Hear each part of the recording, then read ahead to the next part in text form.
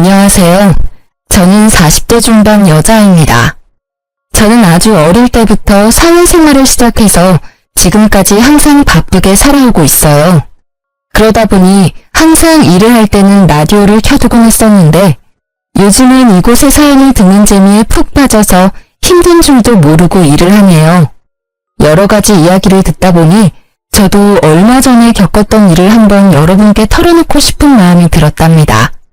그러려면 거의 20년 가까이 묻어두고 다시는 들춰보지 않으리라 다짐했던 이야기까지 여러분께 들려드려야 할 것 같네요. 한번 시작해 볼게요. 저는 3년 전부터 요양보호사로 일을 하고 있는데요. 최근에 다른 요양병원으로 추천을 받아서 옮기게 되었답니다. 정말 힘들지만 또 한편으론 보람도 있고 저의 노후를 생각해 볼 수 있어서 감사하는 마음으로 열심히 하려고 생각을 했죠.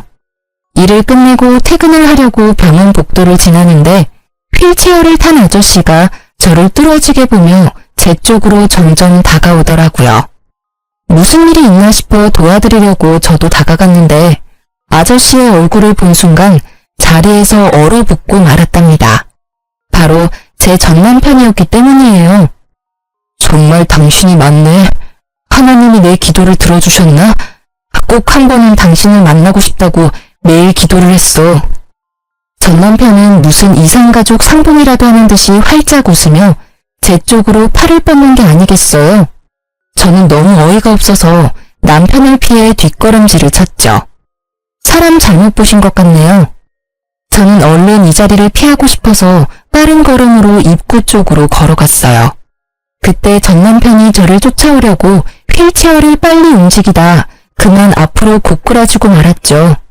주변에 사람이 아무도 없어서 결국 제가 가서 남편을 휠체어에 가 다시 앉혀야만 했어요. 당신 맞잖아. 여긴 어떻게 온 거야? 혹시 나 보려고 온 거야? 여보, 제발 내 얘기 좀 잠깐만 들어줘. 내가 다 잘못했어. 제발. 헤어진 게 10년은 훌쩍 넘었는데 여보라는 소리가 잘도 나오네. 역시 뻔뻔한 건 여전해? 할 말도 들을 말도 없으니까 저리 꺼져. 그렇게 전 남편을 두고 집으로 돌아와 한시름 놓을 수 있었지만 머릿속에서 내내 그 초췌하고 비참한 전 남편의 모습이 계속 생각이 나더라고요. 더불어서 그동안 전 남편 때문에 지옥같이 살았던 제 과거의 비참한 모습도 다시 떠올라 버렸죠.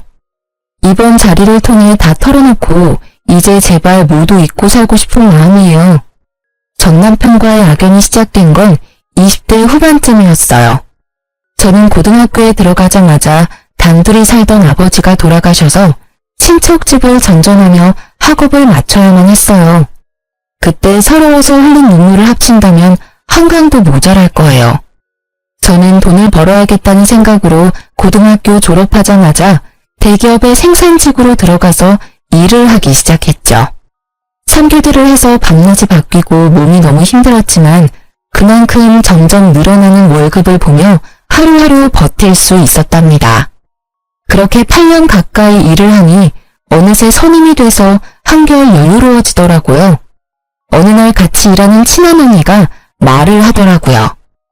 내가 매주 롤러스케이트 동호회 나가는데 같이 가볼래? 넌 맨날 일만 하고 사니? 바람 좀 쐬고 남자도 좀 만나고 그래야지. 얼굴도 이쁜 게. 내 처지에 무슨 남자야.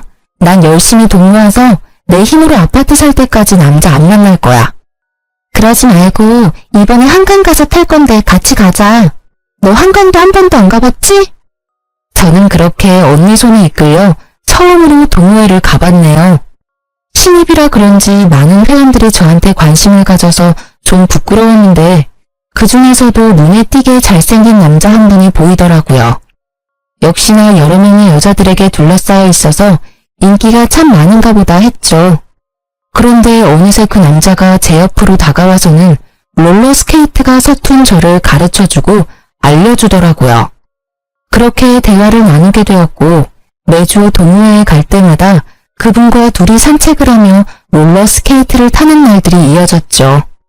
저희는 그렇게 동호회 내에서 공식 커플이 되었고 2년의 시간을 연인으로 지냈답니다.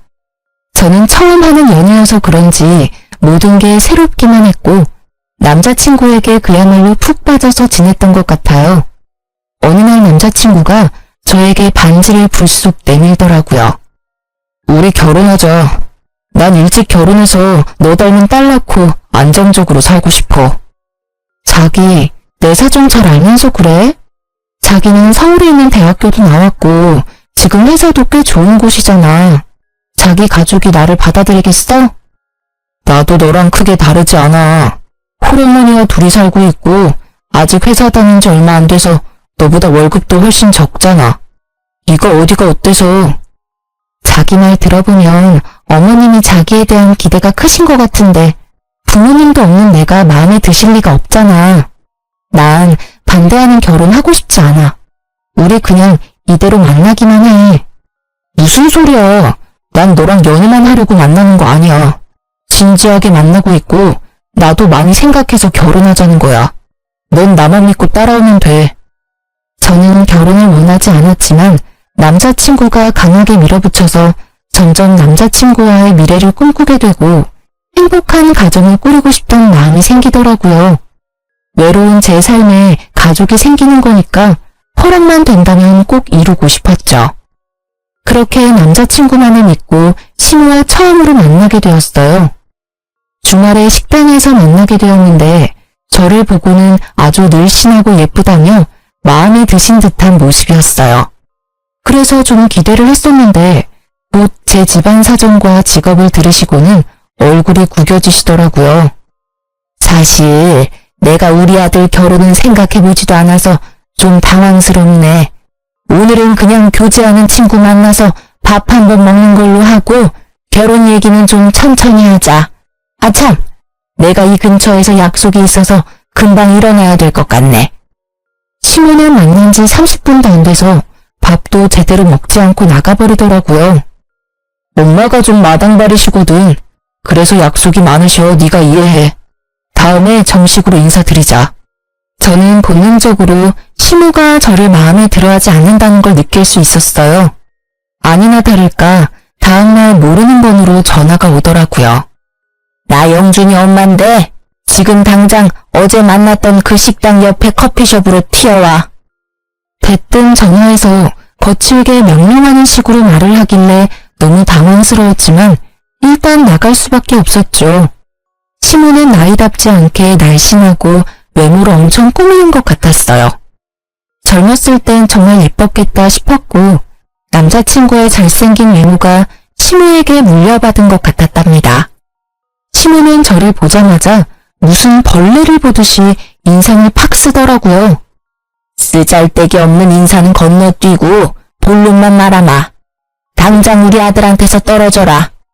네? 그게 무슨 말씀이세요? 헤어지란 말씀이신가요? 머리가 돌대가리야? 한 번에 말귀를 못 알아들어? 니까지 게 감히 우리 아들하고 결혼을 한다고? 용기가 가상한 건지 무식한 게 용감한 건지. 너 고등학교 간신히 졸업하고 공장에서 일하는 공순이라며?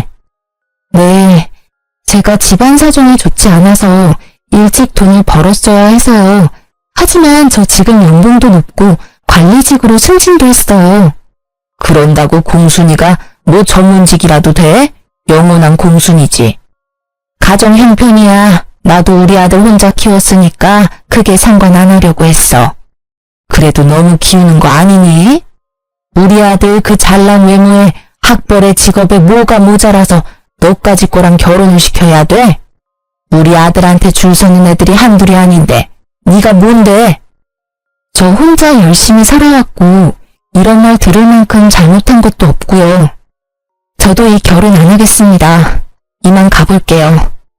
저는 악소리를 질러대는 시모를 뒤로하고 냉정하게 나와버렸어요.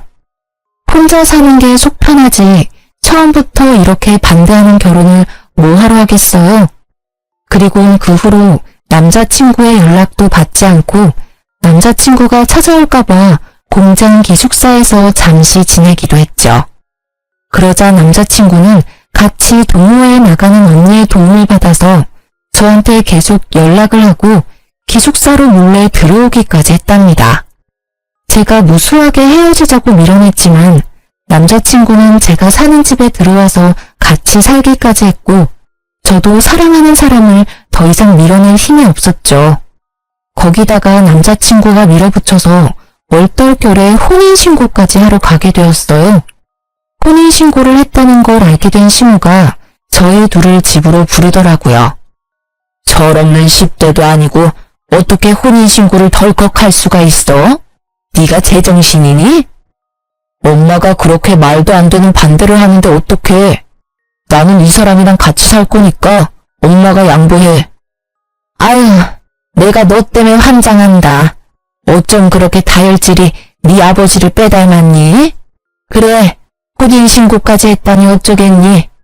대신 결혼식은 나중에 하고 일단 너는 이 집에 들어와서 살아라. 이 집에요? 셋이 살기엔 너무 좁은데 불편하지 않으시겠어요?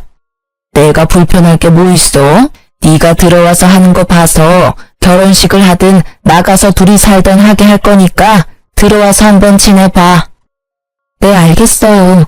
제가 어머님께 잘할게요. 지켜봐 주세요.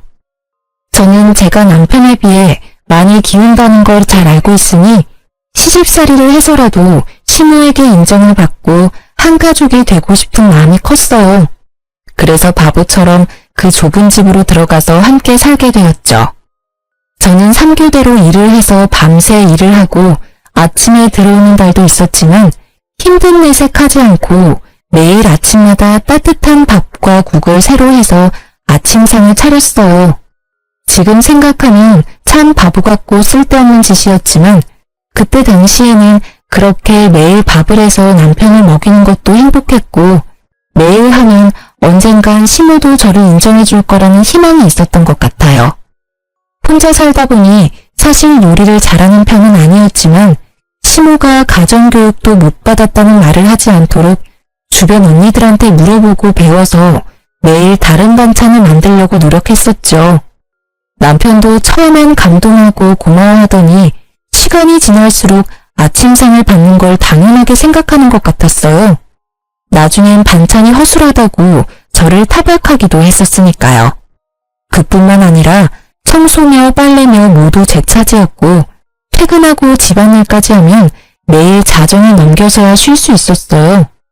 시모는 비교적 젊었지만 아무런 일을 하지 않았는데 뭐가 그리 바쁜지 매일 약속 있다고 나가더라고요. 제가 들어오기 전까지는 어떻게 집안일을 한 건지 단 한 번도 도와주지도 않았죠. 혼자 살 때는 일만 하고 나머지 시간은 혼자 쉬면서 저만의 일상을 보냈는데 결혼을 하고 나니 제가 모든 집안일을 떠맡아서 너무 힘들고 피곤했어요.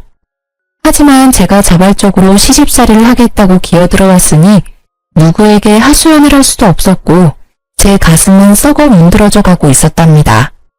결혼한 지 얼마 되지 않아 시모는 저한테 매달 용돈을 달라고 요구하기 시작했죠. 네가 우리 아들보다 돈도 더 잘 번다며? 말로만 하면 뭐해? 며느리가 돼서 시험이 용돈도 안 챙겨주니? 이렇게 못 배운 티를 내니. 용돈이요? 영준씨가 매달 드린다고 하던데요? 영준이는 영준이고 너는 너지. 돈 자랑 그렇게 하더니 왜 입을 싹 닦아? 당장 오늘부터 매달 50만 원씩 보내라. 지금도 시부모님 용돈으로 50만 원씩이라고 하면 적은 돈은 아니잖아요. 10여 년 전엔 더 큰 돈이었는데 저는 어쩔 수 없이 시모에게 매달 돈을 줘야만 했어요. 그것도 남편에게는 말하지 말라고 해서 비밀로 하고 줘야만 했죠. 시모에게 돈을 주다 보니 막상 제가 쓸 돈도 모자르고 저축은 전혀 할 수가 없게 되었답니다. 저는 제가 할 수 있는 건 최선을 다해서 시모와 남편에게 해주려고 노력했어요. 정성을 들이면 언젠가는 제 진심이 통할 거라는 바보 같은 생각이었죠. 하지만 매번 돌아오는 건 천의 고아의 무식한 공순이라는 시모의 비아냥뿐이었답니다. 그렇게 열정적이었던 남편도 막상 같이 살게 되자 눈에 띄게 사랑이 식어가는 게 보일 정도로 차갑게 굴기 시작했죠. 매일 주어진 일을 해나갔지만 뭔가 잘못된 게 아닐까라는 생각으로 머릿속이 복잡해졌답니다. 어느 날 퇴근하고 집에 돌아오는데 맞은편에서 시모와 시모 지인들이 떠들썩하게 수다를 떨면서 걸어가는 게 보였죠. 저는 반가운 마음에 시모에게 종종 걸음으로 다가갔는데 저를 발견한 시모가 정색을 하더니 저를 모르는 척 쓱 지나가 버리는 거 있죠. 저는 너무 황당해서 점점 멀어지는 시모만 넋 놓고 바라볼 수밖에 없었어요. 기운이 빠져서 힘없이 집에 들어오니 먼저 와 있던 시모가 저한테 물건을 막 던지며 소리를 지르는 게 아니겠어요? 너는 거기가 어디라고 감히 아는 척을 하려고 해? 너 때문에 얼마나 시겁했는지 알아? 그럼 어머님 봤는데 인사 안 하고 지나쳤으면 또 한 소리 하셨을 거 아니에요. 제가 어떻게 해야 되는데요? 이것 봐라. 아주 본색이 나오시네. 너같이 급 떨어지는 애가 며느리라고 동네방네 자랑이라도 하리? 눈치를 보니 어머님 지인분들은 영준 씨가 결혼한지도 모르는 모양이네요. 결혼한 거 숨기신 거예요? 야, 결혼식도 안 했는데 무슨 혼인신고야. 니네가 멋대로 한 거고. 나중에 어떻게 될지 누가 알아? 나 참, 밖에서 나 보면 아는 척 하지 마. 쪽팔리니까. 제가 부끄럽다고 아들이 결혼했다는 것도 말하지 않다니 너무 서운하더라고요. 제가 무슨 숨겨놓은 여자도 아니고 나쁜 짓을 한 것도 아닌데 이렇게 당당하지 못하게 살아야 할 이유가 있나 싶었죠. 저녁에 남편에게 말하니 황당하게도 시모 편을 들더라고요. 결혼식을 해야 축의금도 받고 떳떳하게 밝힐 수가 있는 거지. 사실 지금이야 동거라고 봐야지. 동거? 혼인신고까지 해놓고 그렇게 무책임하게 말할 거야? 그럼 결혼식은 언제 할 건데? 차일피일 미루기만 하고 있잖아. 아, 좀 기다리라고. 나 곧 이직할 건데 회사 사람들한테 축의금 받긴 좀 그렇잖아. 이직? 그런 말 없었잖아. 멀쩡히 잘 다니던 회사를 왜 옮겨? 아, 그런 게 있어. 너한테 일일이 다 말해야 돼? 피곤하게. 말하면 뭐 알아듣기는 하고. 근데 너 옷꼬라지가 이게 뭐야? 같이 산다고 너무 막 하는 거 아니야? 완전 아줌마 다 됐네. 말 다 했어? 퇴근하자마자 청소하고 밥 차리고 설거지 해봐. 피곤해서 씻을 힘도 없어. 도와줄 생각은 안 하고 이제 내 외모 지적이야? 아니, 좀 꾸미면 예쁜 걸 알아서 그러는 거지. 아, 말 대답 좀 그만해. 피곤해 죽겠는데. 결혼 초기만 해도 밤에 둘이 공원에 나가서 롤러스케이트를 타기도 하면서 깨가 쏟아지는 시절을 보냈는데요. 다른 회사로 이직하고 나서는 아예 저에게 무관심해져서 하루에 몇 마디도 나누지 않는 지경까지 되었답니다. 뭘 물어보기만 해도 버럭 짜증부터 내니까 저도 남편에게 말 걸기가 무섭더라고요. 결혼식도 못하고 무슨 숨겨놓은 여자 취급을 하니 저도 너무 억울하고 점점 결혼 생활에 회의를 느끼게 되었죠. 그러다가 시모에게 더욱 정 떨어지는 일이 생기게 되는데요. 시모가 들었던 개모임의 계주가 돈을 들고 야반도주를 했다는 거예요. 시모는 5천만 원을 순식간에 날리게 되었다면서 밤마다 가슴을 주먹으로 치며 울고 난리를 부렸죠. 더군다나 그 중에 3천만 원은 최근에 사채업자에게 빌려서 계주에게 줬던 거라 매달 엄청난 이자를 내야 했고 시모는 당연히 갚을 능력은 전혀 없었어요. 엄마가 매일 밤 저렇게 우는 게 불쌍하지도 않아? 당신 모아둔 돈 좀 있지? 내가 차차 갚아줄 테니까 일단 급한 불부터 좀 끄자. 그거 갚으려면 나도 적금 깨야 돼. 내가 얼마나 힘들게 모은 건데. 그깟 돈보다 시어머니 건강이 우선 아니야? 아, 당장 돌아가실 것 같이 구시는데 일단 적금 좀 깨. 내가 매달 갚아줄게. 넌 내가 깡패들한테 잡혀갔으면 좋겠지? 며느리라는 게 어쩜 그렇게 야박해? 하나뿐인 시어미한테 그깟 돈 좀 못해주니? 적금 좀 깨면 어때? 다시 부으면 되지. 끝까지 모른 채 하고 싶었지만 당장 사채업자들이 집까지 찾아와서 문을 두드리고 겁을 주니까 해결부터 해야겠다 싶더라고요. 남편은 사채업자들이 제 회사까지 찾아올 거라면서 매일 적금을 깨라고 저를 압박했고요. 사실 저는 어릴 적부터 차곡차곡 들었던 적금이 있었는데 그걸 깨서 시모의 빚을 갚아주게 되었어요. 제가 너무 속상했던 건 제가 빚을 갚아줬음에도 시모는 저에게 고맙다는 말 한마디도 하지 않았다는 사실이었어요. 제가 피땀 흘려 모은 돈을 가져갔으면서도 마치 당연하다는 듯이 구는 모습에 정말 정이 확 떨어져 버리더라고요. 그동안 시모에게 인정받으려고 애썼던 순간들이 모두 부질없이 느껴졌죠. 사실 아무도 저를 잡지 않는데 저만 이 집에서 나가버리면 두 사람과의 인연은 바로 끝나버릴 수 있을 것 같더라고요. 그런 고민을 하는 와중에 저에게 소중한 생명이 찾아오게 되었답니다. 너무나 갑작스러웠지만 남편은 제가 임신했다는 걸 알고 무척 기뻐하더라고요. 예전처럼 다정한 남편의 모습으로 돌아온 듯했고 살뜰히 저를 챙겨주기 시작했어요. 그걸 보는 시모는 영 못마땅한 표정이었죠. 거기 바닥이 더러우니까 엎드려서 박박 걸레질 좀 해라. 저 물건들 좀 들어서 집 밖에다가 쌓아둬라. 어머니, 초기엔 쪼그려 앉거나 무리하면 안 된대요. 이따가 영준 씨 오면 시키세요. 그거 잠깐 드는 건데 뭐가 어렵다고 유세야? 누구네 안 낳아봤어? 그런 걸로 잘못되려면 안 낳는 게 낫지. 빨리 안 옮겨? 시모는 제가 임신 초기일 때 집안일을 더 시키고 무거운 걸 자주 들게 하면서 저를 더 괴롭히더라고요. 그땐 막연히 임신했어도 봐주지 않는다고만 생각했는데 지금 생각해보면 아기를 원하지 않아서 잘못되게 하려고 했던 것 같아 소름이 끼치네요.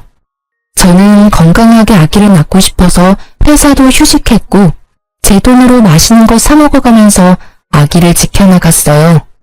그렇게 남편을 닮아 코가 오똑한 아들을 품에 안을 수 있었답니다. 아들을 낳고 품 안에 처음 안아본 날이 제 인생에서 가장 행복한 날이었어요.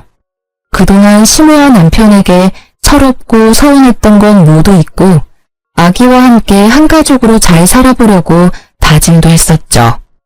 그렇게 집에서 아기를 돌보는데 빌라가 너무 좁아서 거실에서 아기와 생활하다 보면 물건들이 가득 차서 발 디딜 틈도 없더라고요. 화장실이 너무 좁아서 아기 욕조 넣고 목욕시키기도 너무 힘들었어요. 남편은 새로 이직한 회사 일로 바빠서 매일 밤 늦게 들어왔고 시모는 단 한 번도 육아를 도와주지 않았어요. 정말 매정할 정도로 아기 얼굴도 잘 쳐다보지 않더라고요. 아무리 제가 미워도 자신의 손주한테까지 이렇게 정이 없을 수가 있는지 기가 찼죠. 어머니, 저 잠깐 밥 좀 먹게 아기 좀 봐주실 수 있을까요? 혼자 잘 누워있구만 뭘 봐? 애 앞에 두고 밥에 국 말아서 후루룩 마시면 되지. 요즘 영준 씨도 매일같이 늦게 들어와서 저 혼자 하루 종일 아기를 보려니 너무 힘들어서요. 저 씻은 지도 며칠 됐어요. 잠깐만 좀 봐주세요. 네 애를 네가 봐야지 왜 나한테 봐달래? 내가 언제 손주 낳아달라든? 네가 좋아서 낳은 걸 가지고 왜 나한테 떠넘겨? 나 나가야 돼. 비켜. 아무도 도와주는 사람 없이 하루 종일 아기와 씨름하려니 정말 미쳐버리겠더라고요. 그나마 믿을 사람은 남편뿐인데 남편은 밤에 아기가 울어서 짜증이 난다면서 어느 날부턴 외박까지 일삼기 시작했죠. 주말에 저는 새벽부터 일어나서 아기를 보고 있는데 남편은 태평하게 늦잠을 자는 걸 보니 부하가 치밀어 올라 남편을 흔들어 깨웠어요. 주말엔 아기 좀 봐야지 언제까지 잘 건데 내가 얼마나 힘든 줄 알아? 나 혼자 애 만들었어? 아빠라는 인간이 어쩜 그렇게 애를 쳐다도 안 봐. 당신은 귀찮다고 외박하고 다니고 도대체 어디에 있다 오는 거야? 아, 정말 귀찮게. 일하다가 늦어지면 외박도 하는 거지. 너 지금 일 안 하잖아. 그럼 네가 애를 보는 게 맞는 거 아니야? 그래, 이렇게 나온다 이거지. 오늘 당신 일 안 하잖아. 그럼 당신이 애 보면 되겠네. 저는 남편에게 아기를 안겨버리고 지갑만 챙겨서 집을 나와버렸어요. 남편이 계속 전화를 해댔지만 다 무시해버리고 하루를 야구하면서 혼자 보냈죠. 오랜만에 혼자 있으니 몸은 참 편했지만 아기가 걱정이 돼서 마음이 너무 불편했어요. 결국 다음날 오전에 집으로 들어갔죠. 집 안으로 들어가자 시모가 우는 아기를 안고 어쩔 줄 몰라 하고 있고 남편은 아기가 토한 우유를 닦고 있더라고요. 저를 발견한 시모가 악을 쓰면서 저에게 아기를 거칠게 넘겨주었답니다. 무식해도 정도가 있지. 어디 베어먹지 못하게 애를 두고 나가? 너 때문에 내가 얼마나 고생을 했는지 알아? 아우 삭신이야. 야, 이러고도 네가 엄마냐?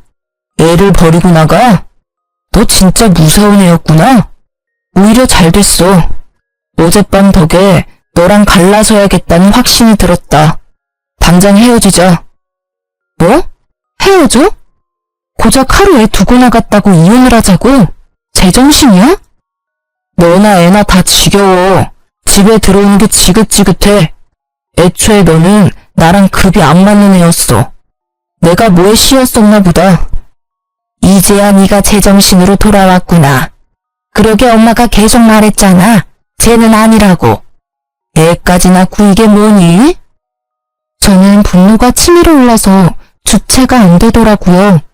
저는 남편의 뺨을 사정없이 세게 내리쳤어요. 지금 말 다 했어?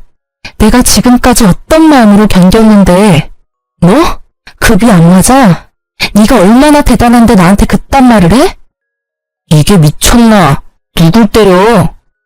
잔뜩 흥분한 남편이 신발장에 있던 롤러스케이트를 저한테 던졌어요.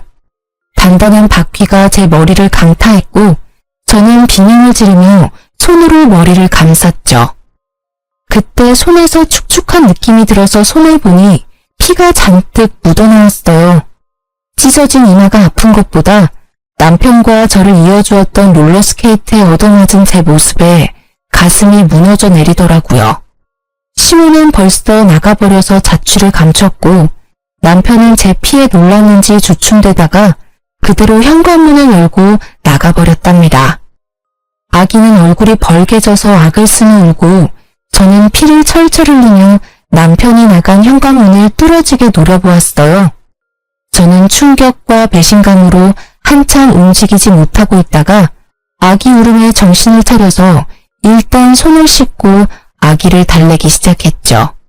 이마에서는 계속 피가 흘러내리고 있었고 아기가 조용해진 뒤에야 저는 혼자서 지혈을 해서 간신히 피를 멈출 수 있었답니다.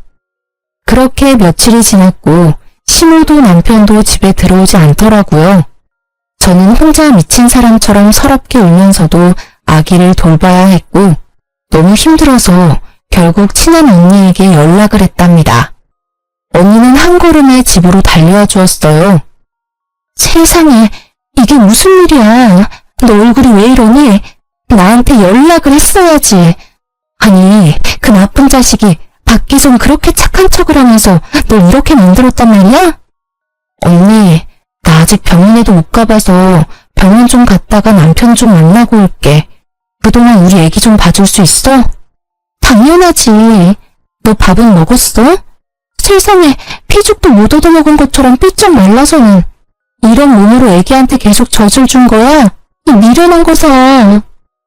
언니는 냉장고에 있던 재료로 죽을 만들어서 억지로 저에게 먹였죠. 저는 언니 덕에 병원에 가서 찢어진 이마 치료를 받고 남편의 회사로 찾아갔답니다. 제가 건물 앞에 도착했을 때 마치 짠 것처럼 남편이 그 앞에서 고급 승용차에서 내리더라고요. 남편이 문을 열어주자 고급 투피스를 빼입은 여자가 미소를 지으며 내렸어요. 그리고는 둘이 다정히 팔짱을 끼고 여자는 남편의 어깨에 얼굴을 기댄 채 건물 안으로 걸어 들어가는 게 아니겠어요? 저는 달려가서 남편의 어깨를 붙잡았답니다. 뒤돌아본 남편이 저를 보고는 화들짝 놀라며 여자를 살짝 밀쳐내더라고요. 당신이 여긴 어떻게 알고 왔어? 이 눈엔 내가 바보 천치로 보여? 내가 네 회사 주소도 모르고 있었을까봐. 아, 이 여자가 와이프? 얘기 듣던 대로네. 여자가 저를 머리부터 발끝까지 훑어보더니 비웃음 짓는 게 아니겠어요. 저는 분노와 수치심이 밀려와서 몸이 부들부들 떨려왔답니다. 이 여자는 뭐야? 너 바람 펴? 그래서 이혼하자는 거였어? 이 인간 말종 같은 자식아. 남의 회사 앞에서 소란 피우지 말고 진정 좀 해요. 이러니까 급 떨어진다는 소리나 듣지. 그래요. 우리 사랑하는 사이니까 그쪽이 양보 좀 해서 이혼 좀 해줘요. 내가 위로금은 섭섭지 않게 줄 테니까. 뭐라고? 넌 뭐 얼마나 대단한데 나를 무시해? 그래봤자 상간녀 주제에. 저는 여자의 긴 머리채를 잡고 마구 흔들기 시작했어요. 여자는 저보다 키가 작아서 저를 막지 못하고 마구 휘둘리며 비명만 질러댔죠. 남편이 그런 저를 말리려고 제 손을 마구잡이로 던지더라고요. 제가 멈추지 않자 저를 세게 밀쳐서 저는 바닥으로 고꾸라졌죠. 여자를 껴안고 머리카락을 쓸어넘기는 남편을 보고 부하가 치밀어서 남편에게 달려들었어요. 지금 생각해보면 며칠을 굶고 죽밖에 못 먹었던 제가 어디서 그런 힘이 나왔는지 모르겠어요. 악에 받쳐서 그런 행동을 할 수 있었던 거였겠죠.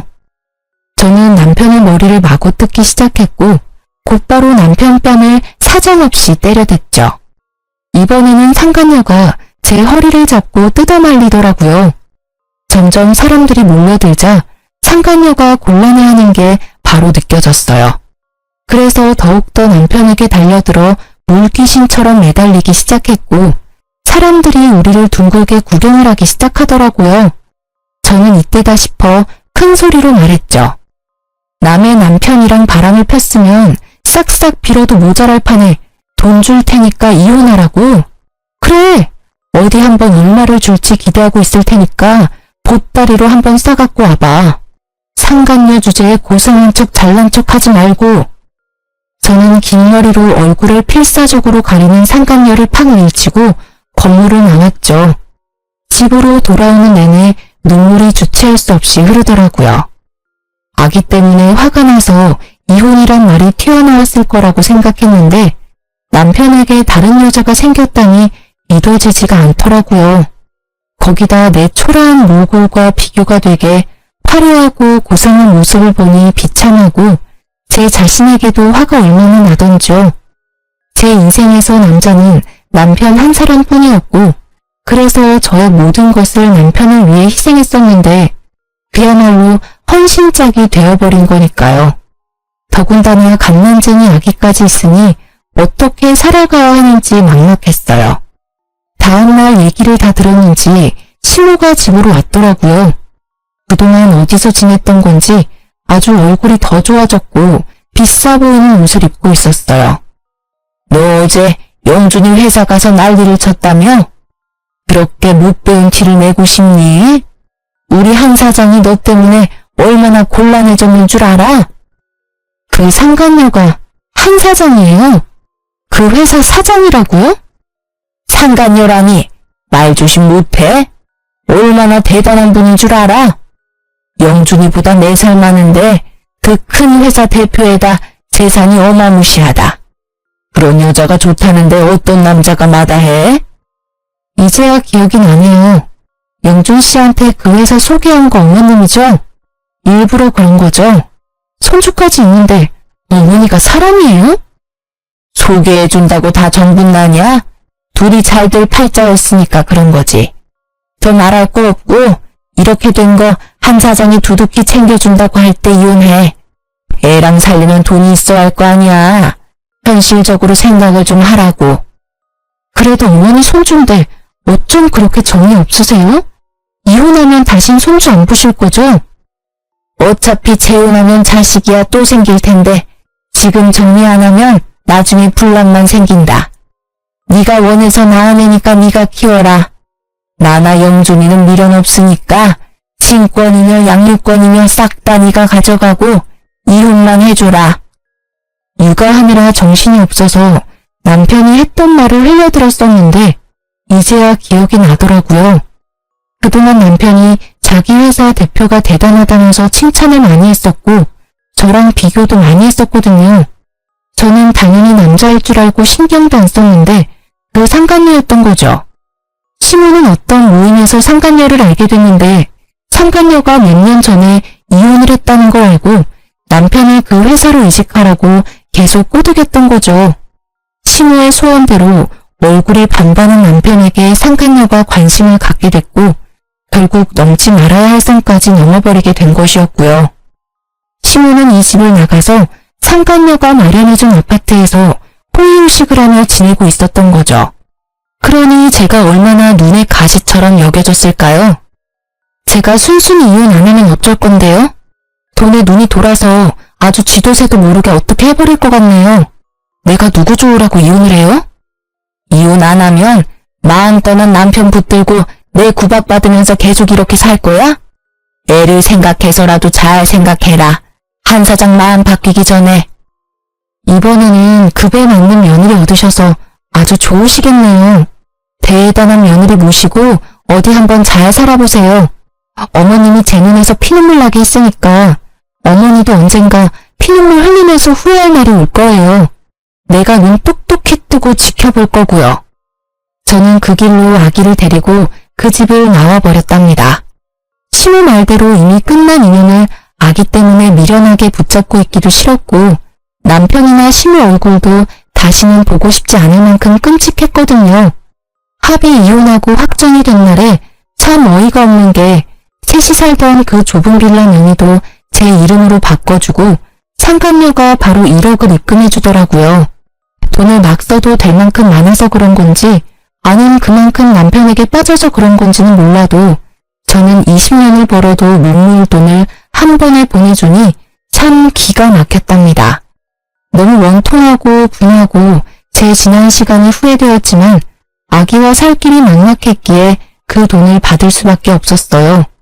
저는 셋이 살던 그 빌라가 치떨리게 싫어서 바로 팔아버리고 그 돈과 1억을 합쳐서 서울의 아파트를 구입해서 아기와 둘이 살아가게 되었답니다. 혼자의 몸으로 갓난아기를 키우며 사는 건 정말 고통스러울 정도로 힘들었죠. 저는 잠깐씩만 일할 수 있는 식당 아르바이트를 해서 돈을 벌다가 아기가 유치원에 다닐 수 있게 되자 좀 숨통이 튀어 작은 건설 회사에 격리로 일을 하기 시작했어요. 사무직 경력이 없던 저는 야근까지 해가면서 열심히 일을 배워서 6개월이 지나서부터는 사장님의 인정도 받게 되었고 5년 동안 그곳에서 일을 했죠. 그리고 거래처 직원이었던 지금의 남편과 안면을 트고 점점 친해지게 되었는데요. 몇 번의 데이트를 하고는 저한테 프로포즈를 하더라고요. 우리가 만난 지는 얼마 안 됐지만 사실 전 오랫동안 지켜보고 있었어요. 우리 처지가 같은데 같이 살아봅시다. 내가 원희 씨 노후 남부럽지 않게 책임질게요. 너무 이른감이 있다고 생각했지만 지금 남편은 사별을 해서 아들 한 명을 키우며 살고 있어 처지가 비슷해서 더욱 정이 갔답니다. 한 번의 아픔이 있었지만 듬직한 남편을 한 번 더 믿어보기로 하고 용기를 내서 재혼을 하게 되었죠. 지금은 두 아들과 남편과 함께 행복한 가정을 이루어 살고 있답니다. 내 가족을 만들고 싶다는 저의 바람이 드디어 이루어진 것이죠. 남편은 기술직이라 연봉이 높은 편이고 제가 예전에 사놓은 서울의 아파트의 월세만으로도 일을 안 해도 될 정도인데요. 저는 평생을 일을 해서 그런지 전업주부로 사는 게 오히려 더 힘들더라고요. 그래서 요즘 많이 한다는 요양보호사 자격증을 따서 요양병원에서 일을 하게 되었답니다. 어디서나 성실하게 일을 하기에 이번에도 인정을 받아서 다른 요양병원으로 더 좋은 대우를 받고 옮겨보기로 한 거였는데요. 그곳에서 생각만 해도 치가 떨리는 전 남편을 만나게 된 것이었죠. 제가 전 남편을 보고 너무 충격을 받았던 건 전 남편이 두 다리가 없다는 사실이었어요. 그런 모습을 하고 있으리라곤 상상도 하지 못했었는데 말이죠. 두 다리가 없는 전 남편을 부축해서 휠체어에 앉히고 나니 무릎이 덜덜 떨리더라고요. 그런 제 표정을 읽었는지 전 남편이 황급하게 말을 해나갔죠. 당신한테 못할 짓을 해서 내가 벌을 받았어. 당신이랑 이혼하고 그 여자랑 바로 결혼식을 했어. 어머니 소원대로 대단하게 치렀지. 신혼여행 다녀와서 새벽에 공항에서 집으로 올 때 크게 사고를 당했어. 그때 두 다리를 잃었지. 당신이 얼마나 그리웠는지 몰라. 나랑 이혼한 순간부터 그쪽이랑 나는 남보다 못한 사이예요. 그쪽이 어떻게 되든 아무 관심이 없다고. 전 남편은 초췌한 얼굴로 눈물을 절절 흘리면서 팔을 연신 제 쪽으로 뻗어대더라고요. 저는 그 모습조차 소름이 끼쳐서 계속 한 발짝씩 뒷걸음질 쳤어요. 당신도 내가 싫지? 그 여자는 많이 다치지 않았었는데 내 다리가 없단 걸 알고는 뒤도 안 보고 가버리더라고. 결혼식만 했지 혼인신고도 안 해서 가는 걸 막을 수가 없었어. 그 후로 어머니가 내 기저귀 갈아가며 간병하시느라 고생 많이 하셨는데 작년에 갑자기 뇌출혈로 돌아가셨어. 그래서 요양원으로 들어온 거야. 태어난 손주 기저귀 한 번도 안 갈아주더니 다리 잃은 아들의 대소변을 받아가며 간병했었다는 시모야말로 자업자득이라 해야 할까요? 저는 더 이상 전 남편과 마주하고 싶지 않아 서둘러 현관으로 발걸음을 옮겼어요. 전 남편이 저를 따라오면서 계속 불러대더라고요. 여보, 잠깐 기다려줘. 할 말이 있어. 제발. 우리 아들은 지금 어디 있어? 내가 매일 우리 아들 생각하면 울다 잠들어. 우리 아들 얼굴 한번 볼 수 있을까? 내 소원이야. 내가 왜 그쪽 소원을 들어줘야 돼? 그리고 당신이 나랑 아기를 버린 이후로 당신 아들은 이 세상에 없는 거야. 다시 우리 아들이란 말 짓거리지 마. 매일 당신이랑 우리 아들만 생각하며 살았어. 언젠가 다시 만날 수만 있다면 당신에게 벌인 짓을 용서를 빌고 싶었어. 여보, 미안해. 제발 용서해줘. 다시 날 받아줄 순 없을까? 용서 좋아하네. 다리까지 잃었으면 사람이 될 만도 한데 예전이나 지금이나 어쩌면 그렇게 이기적이야? 내가 아직도 너만 바라보고 사는 등신인 줄 알아? 난 진작에 재혼해서 지금 남편이랑 행복하게 살고 있어. 넌 평생 네가 만든 지옥에 갇혀서 잘 살아봐. 저는 전 남편에게 차갑게 쏘아붙이고 병원 문을 나섰어요. 이참에 병원도 그만두고 좀 쉬어야겠다고 마음을 먹었죠. 병원 밖 주차장에서 지금의 남편과 학교를 마친 아들들이 웃으며 손을 흔들고 있더라고요. 저는 혹시나 전 남편이 볼까 무서워 병원 쪽을 뒤돌아봤는데 아니나 다를까 저를 찾으려고 전 남편이 휠체어를 끌고 밖으로 나오더라고요. 저는 승용차 쪽으로 달려가서 얼른 아들을 차에 타게 하고 급하게 차를 출발시켰답니다. 영문을 모르고 급하게 운전하는 남편과 무슨 일 있냐고 묻는 아들들의 물음에 차마 대답할 수가 없더라고요.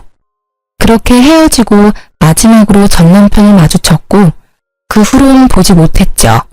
어릴 때부터 외로운 인생을 살았던 제가 갓난아기와 함께 버려져서 또다시 혼자 이 세상의 풍파를 겪어내야 했을 때 정말 이 세상에 대한 끈을 놓아버리고 싶었던 적이 한두 번이 아니었는데요.